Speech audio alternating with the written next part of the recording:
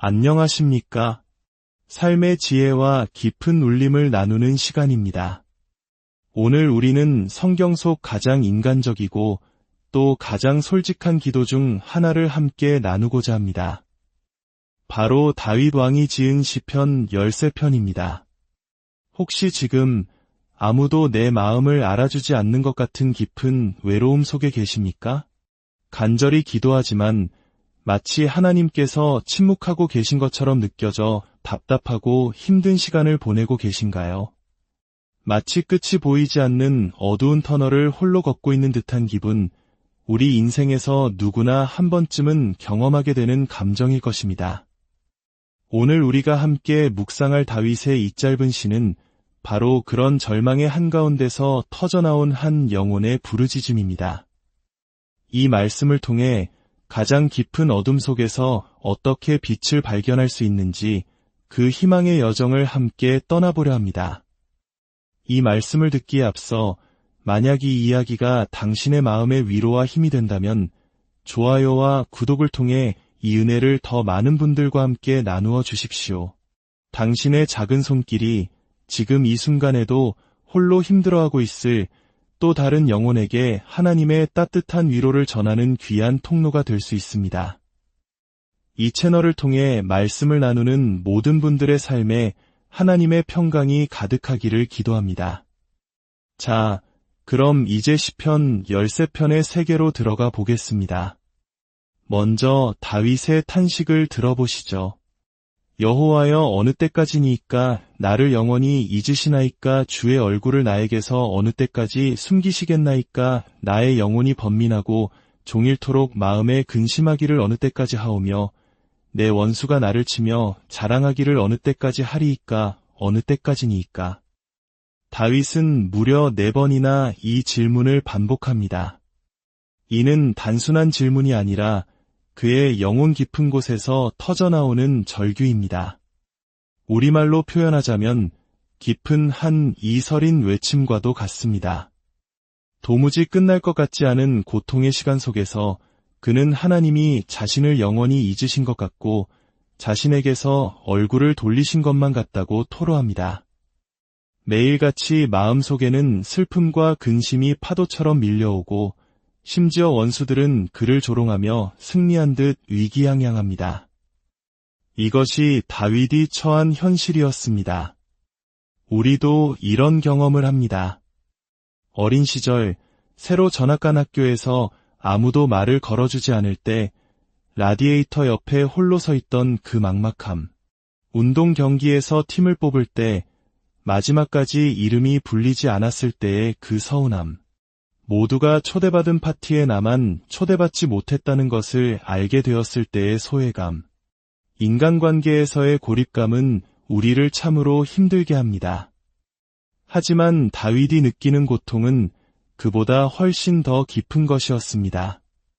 그것은 바로 창조주이신 하나님으로부터 단절되었다고 느끼는 영적인 고독이었습니다.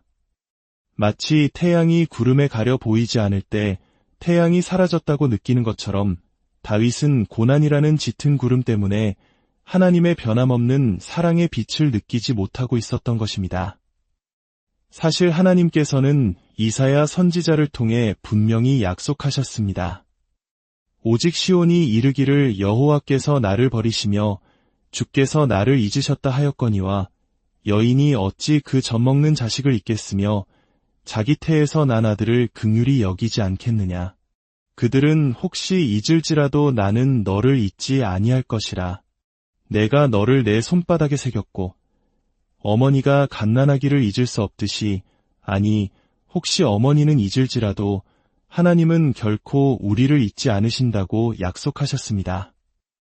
우리 한 사람 한 사람의 이름을 당신의 손바닥에 새기셨다고 말씀하십니다. 이 얼마나 놀라운 약속입니까?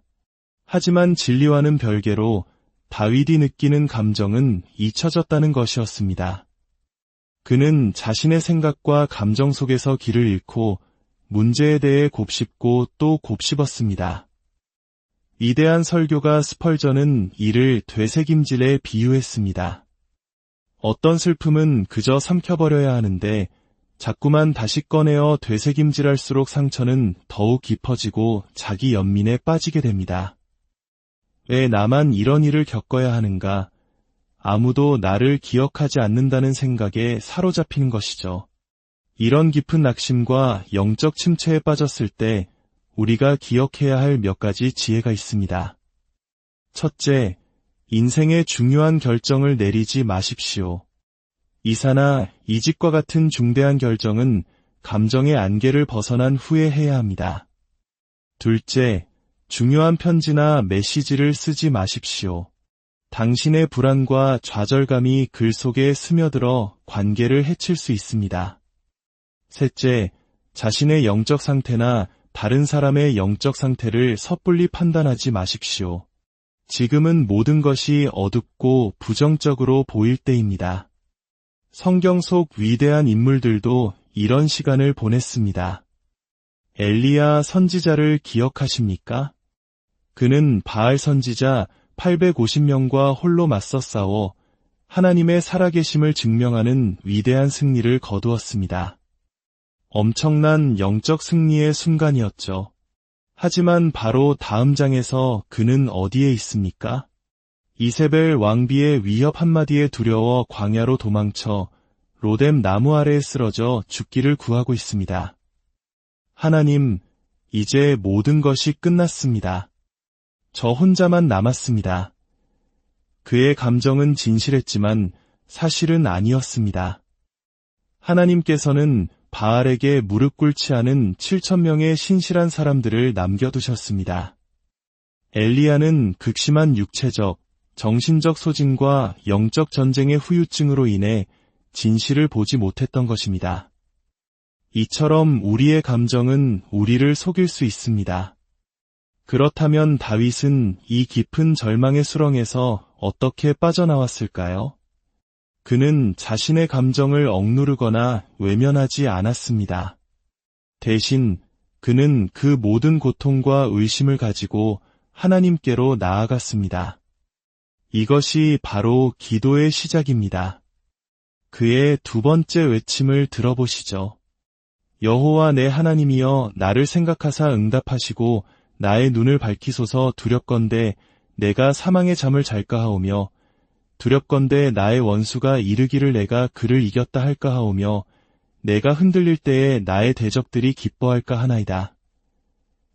다윗의 부르짖음은 매우 구체적입니다. 나를 생각하사 응답하시고 나의 눈을 밝히소서. 그는 마치 거대한 파도에 휩쓸린 사람처럼 자신을 좀 돌아봐 달라고, 제발 응답해 달라고 하나님께 매달립니다. 나의 눈을 밝혀달라는 기도는 영적인 통찰력과 희망을 회복시켜 달라는 간절한 호소입니다. 깊은 절망은 우리를 무기력하게 만들어 결국 사망의 잠, 즉 모든 것을 포기하는 상태로 이끌 수 있기 때문입니다. 사무엘상에 나오는 한나의 이야기는 다윗의 이 기도에 대한 생생한 예시입니다.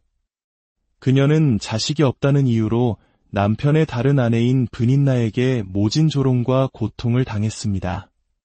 그 슬픔이 너무나 깊어 먹지도 못하고 울기만 했습니다. 그녀의 남편 엘가나는 그녀를 위로하려 했지만 그녀의 마음속 깊은 슬픔을 이해하지는 못했습니다. 왜 울기만 하오? 왜 먹지 않소? 그의 말은 때로 상처에 소금을 뿌리는 것처럼 느껴졌을지도 모릅니다. 바로 그 극심한 고통이 한나를 하나님 앞으로 이끌었습니다. 그녀는 성전에 나아가 통곡하며 자신의 마음을 하나님께 쏟아놓았습니다. 주변 사람들이 그녀를 술에 취했다고 오해할 만큼 그녀의 기도는 처절하고 간절했습니다. 우리 삶의 고난도 마찬가지입니다. 때로는 그 어둠과 고통이 우리를 기도의 자리로 이끄는 하나님의 방법일 수 있습니다. 평온할 때는 잊고 있던 하나님을 인생의 폭풍이 몰아칠 때 비로소 간절히 찾게 되는 것입니다. 하나님은 때로 우리를 어둠 속에 두심으로 빛이신 하나님만을 의지하는 법을 가르치십니다. 마치 부모가 아이가 어둠을 무서워하지 않고 잠들 수 있도록 가르치듯 하나님은 우리를 칠흑 같은 어둠 속에서 당신을 신뢰하는 법을 훈련시키십니다. 이제 시편 13편의 놀라운 반전을 보겠습니다. 절망적인 탄식과 간절한 부르짖음 뒤에 다윗의 고백은 완전히 다른 국면으로 접어듭니다. 나는 오직 주의 인자하심을 의지하였사오니 나의 마음은 주의 구원을 기뻐하리이다. 내가 여호와를 찬송하리니 이는 주께서 내게 은덕을 베푸심이로다. 놀랍지 않습니까? 4절의 절박한 기도와 5절의 확신의 찬 신뢰 사이에는 어떤 다리가 놓여 있을까요? 그 다리는 바로 기도 그 자체입니다. 다윗이 기도하는 동안 그의 상황은 아무것도 변하지 않았습니다. 여전히 원수들은 그를 둘러싸고 있었고 고통스러운 현실은 그대로였습니다. 하지만 그의 관점이, 그의 마음이 변했습니다. 그는 오직 주의 인자하심을 의지하였다고 고백합니다. 여기서 인자하심은 히브리어로 헤세드입니다. 이는 변하지 않는 신실한 언약적인 사랑을 의미합니다. 다윗은 자신의 요동치는 감정이나 암담한 상황이 아니라 결코 변하지 않는 하나님의 성품과 약속 위에 자신의 믿음을 두기로 결단한 것입니다. 이것은 감정적인 반응이 아니라 의지적인 선택이었습니다. 우리의 감정을 하나님의 변함없는 성품과 말씀의 다스림 아래 두는 것, 이것이 바로 믿음의 핵심입니다. 이 결단은 미래에 대한 확신으로 이어집니다. 나의 마음은 주의 구원을 기뻐하리이다. 그리고 마침내는 찬양의 선포로 나아갑니다. 내가 여호와를 찬송하리니 과거에 대한 신뢰, 미래에 대한 소망, 그리고 현재의 찬양. 이것이 바로 기도를 통해 일어나는 영혼의 변화입니다. 한나의 이야기로 돌아가 볼까요? 그녀가 통곡의 기도를 마친 후 성경은 이렇게 기록합니다.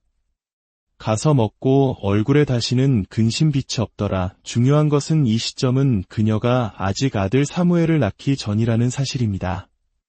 그녀의 환경은 변하지 않았지만 하나님께 모든 것을 맡기고 그분의 주권을 신뢰하기로 결단했을 때 그녀의 마음에 먼저 평안과 기쁨이 찾아온 것입니다. 그녀의 얼굴빛이 변했습니다. 우리도 인생의 폭풍우 속에서 하나의 텐트와 같습니다. 스코틀랜드에서 캠핑하던 어린 시절의 경험이 떠오릅니다. 어느 날 밤 거센 바람이 불어와 많은 텐트들이 날아가 버렸습니다. 어떤 것들은 절벽 아래로 사라졌습니다. 하지만 제가 묵던 텐트는 펄럭이면서도 굳건히 자리를 지켰습니다. 그날 밤 텐트 안에서 저는 두 가지를 깨달았습니다. 첫째, 이곳은 영원한 집이 아니며 언젠가 돌아갈 본향이 있다는 사실. 둘째, 우리 텐트의 말뚝을 단단한 땅에 깊이 박아준 사람에게 감사하다는 것이었습니다. 우리의 인생도 마찬가지입니다. 인생의 폭풍이 불어올 때 우리의 영혼을 붙들어주는 것은 무엇입니까? 얕은 땅에 박힌 감정이나 상황이라는 말뚝은 쉽게 뽑혀나갑니다. 우리의 믿음의 말뚝은 오직 하나님의 변함없는 말씀과 그분의 신실하신 성품이라는 단단한 반석 위에 깊이 박혀 있어야 합니다. 그래야 어떤 폭풍우가 몰아쳐도 우리는 흔들릴지언정 뽑혀나가지 않을 것입니다. 오늘 다윗의 시편 13편은 우리에게 중요한 영적 여정을 보여줍니다. 절망의 탄식에서 시작하여 하나님을 향한 정직한 부르짖음으로 나아가고 마침내 상황이 변하지 않았음에도 불구하고 하나님의 성품을 신뢰함으로 이로와 찬양에 이르는 여정. 혹시 지금 다윗과 같이 어느 때까지니까 라고 외치고 계십니까? 그 마음 그대로 하나님께 나아가십시오. 당신의 아픔과 눈물, 의심까지도 모두 쏟아놓으십시오. 그리고 결단하십시오. 당신의 감정과 상황이 아닌 변함없는 하나님의 사랑과 신실하심을 의지하기로 말입니다. 그럴 때 당신의 영혼 깊은 곳에서부터 새로운 노래가 시작될 것입니다. 당신의 슬픔이 변하여 기쁨의 찬송이 될 것입니다. 다윗의 부르짖음을 들으시고 그의 탄식을 찬송으로 바꾸셨던 하나님께서 오늘 이 시간 당신의 기도에 귀 기울이고 계십니다. 당신의 눈물을 닦아주시고 당신의 눈을 밝혀 새로운 희망을 보게 하실 것입니다.